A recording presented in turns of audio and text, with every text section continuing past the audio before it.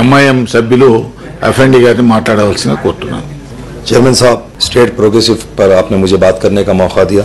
मैं ये कहना चाहूँगा कि तेलंगाना बनने से पहले कई लोग ये कहते थे कि अगर तेलंगाना स्टेट बनेगा तो स्टेट पस्ती के तरफ जाएगा, लेकिन अल्हम्दुलिल्लाह आज हमारा स्टेट तरक्की के तरफ ప్లీజ్ रवाना होते हुए మనస్ క్లాస్ గౌరవ సభ్యులు మాట్లాడుతున్నప్పుడు డిస్టర్బ్ చేయకండి जा रहा है.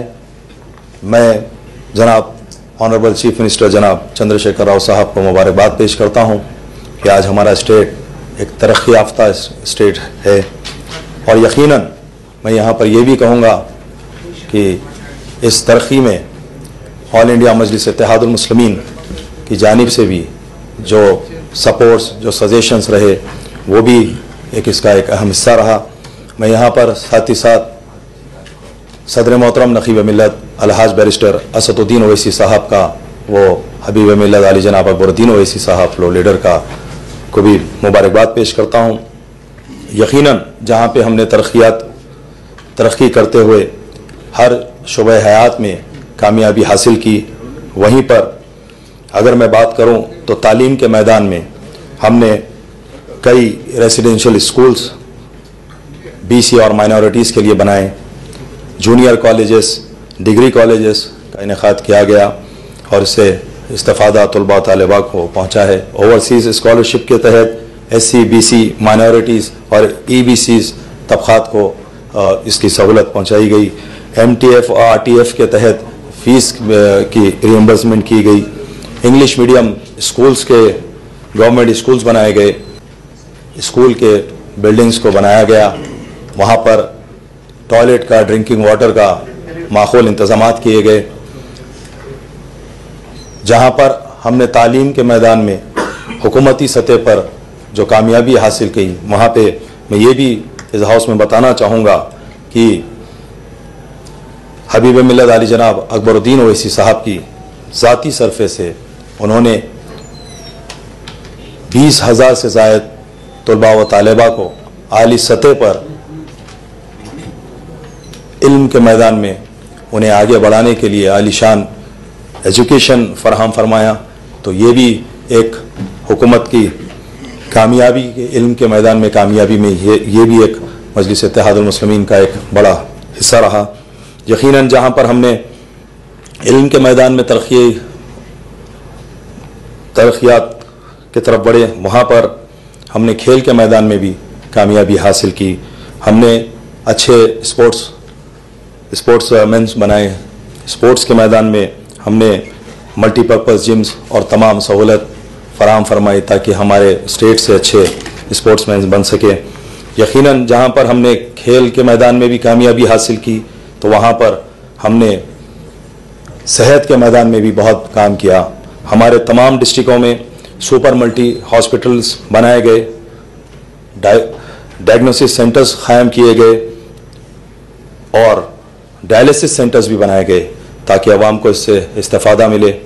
यकीनन बस्ती दवाखाने के तहत आवाम की खदमात की गई, यहाँ पर 134 टेस्ट करवाए जाते हैं जिससे आवाम को फ़ायदा होता है.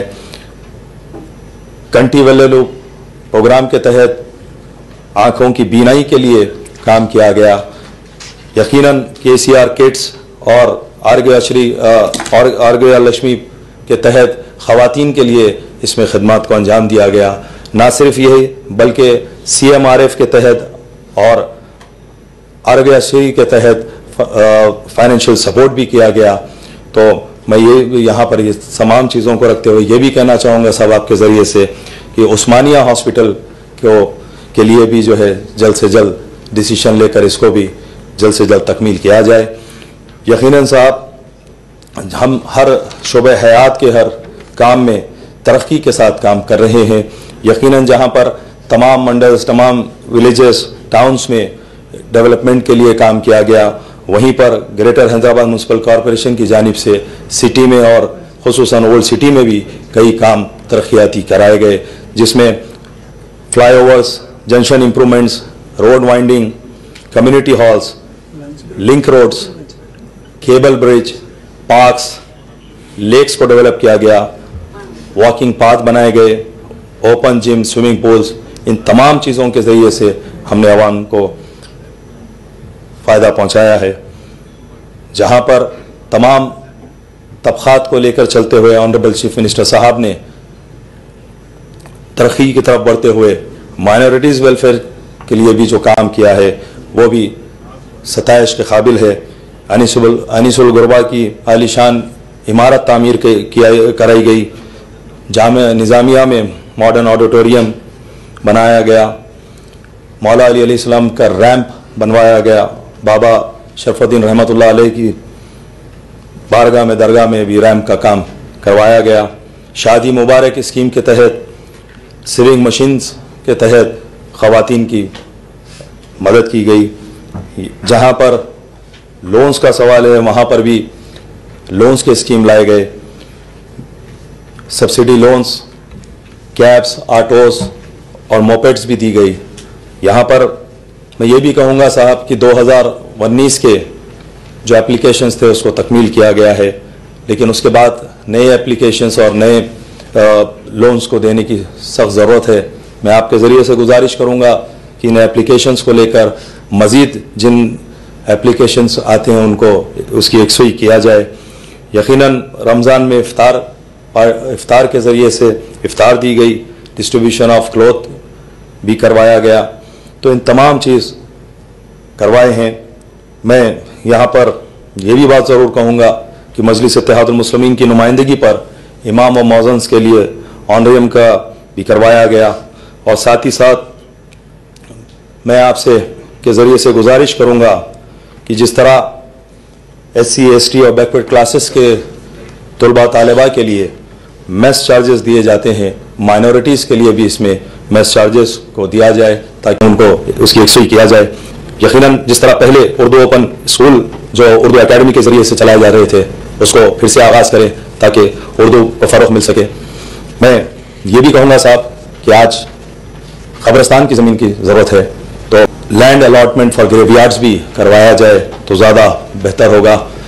यकीनन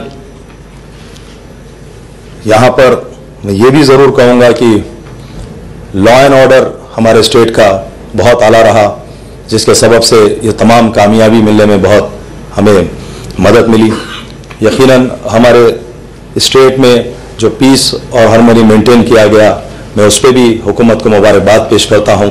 और इख्तिताम पर मैं यही कहूँगा कि अल्हम्दुलिल्लाह हमारा स्टेट ऑनरेबल चीफ मिनिस्टर जनाब चंद्रशेखर राव साहब की क़यादत में तरक्की की तरफ बढ़ते रहा है और इसमें हमेशा मजलिस इत्तेहादुल मुस्लिमीन फ़ौक़तन वक्त पर जहाँ पर ज़रूरत रही वहाँ पर मजलिस इत्तेहादुल मुस्लिमीन के क़ायदीन और क़ायद जनाब बैरिस्टर असदुद्दीन ओवैसी साहब और जनाब अकबरुद्दीन ओवैसी साहब ने अपने सजेशन से, अपने सपोर्ट से इसको कामयाबी की तरफ बढ़ने में मदद की है।